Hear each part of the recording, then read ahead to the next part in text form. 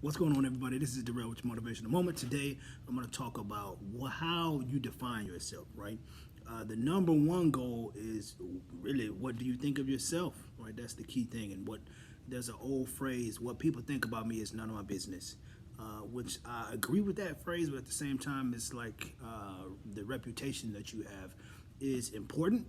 I think we work very hard to have a good reputation when it comes to our name itself, and it going way before us and entering rooms before we can even get there, right? So, but what you think of yourself is something that is very important. You want to be able to block out the naysayers and block out the critics who point out the flaws that you already know, but they try to make a mountain out of a molehill, so to speak. So you want to be able to negate all of that, right? Not worry about that. And you want to be able to think highly of yourself and know what you're working on and know what you are good at, know your strengths, and understand that you have weaknesses too, because you too are human, but you have your strengths outweigh your weakness, right? And another point would be you want to always press to be right. You want to always press to be good. You want to always press to be well received. You want to always press to be well thought of. You don't want to be an afterthought to somebody. You want to be able to,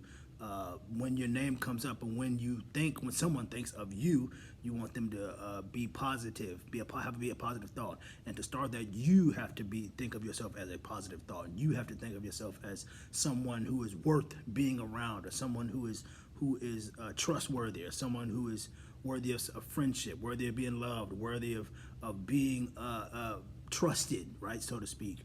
You want to be able to look at yourself in the mirror and be like, look, I'm a great man, or I'm a great woman, or I am an outstanding father, or I'm an outstanding brother, or I'm an outstanding nephew, uncle, whatever, teacher, coach, professor, whatever you are, and fill in whatever your profession is right there, right? You want to be able to think highly of yourself, because if you don't, again, I said this the other day, if you don't think highly of yourself, don't expect anybody else to. So, and then the tail end of all of that, right? You want to make sure you understand your values, your goals, and your morals, right? You want to make sure they all line up, because when it comes down to it, you control what you're going after. When a runner gets ready to run, his main goal is to get to the finish line before everybody else. That's his main goal. His main goal is not to look good for the crowd, to hear them clap and scream and chant his name and all that other stuff. Usain Bolt knows he's going to win the race before the race even starts. He knows this because his goal is to get to the end of the line within the next 9.3 seconds.